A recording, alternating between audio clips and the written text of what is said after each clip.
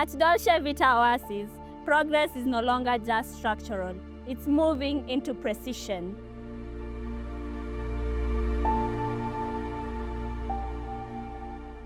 Masonry works have now reached the 18th floor, marking continued vertical advancement and reinforcing the scale of the development.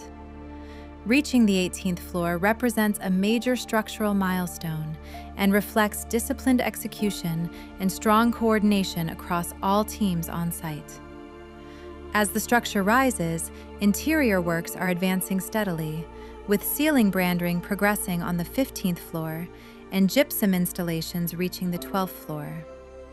At this stage, coordination between trades is critical to maintain quality and finishing standards. Electrical wiring is now underway on the 13th floor, while piping has progressed to the 16th, reflecting the technical precision shaping the development from within. Bathroom waterproofing is progressing on the 11th floor, safeguarding long-term durability and performance. Interior putty works have been completed on the 14th floor in Block B. Kitchen tiling on the 8th floor is now 80% complete, and lounge flooring on the 10th floor is now 60% complete, demonstrating measurable and transparent progress across key living spaces. We remain committed to delivering every detail to the highest standard.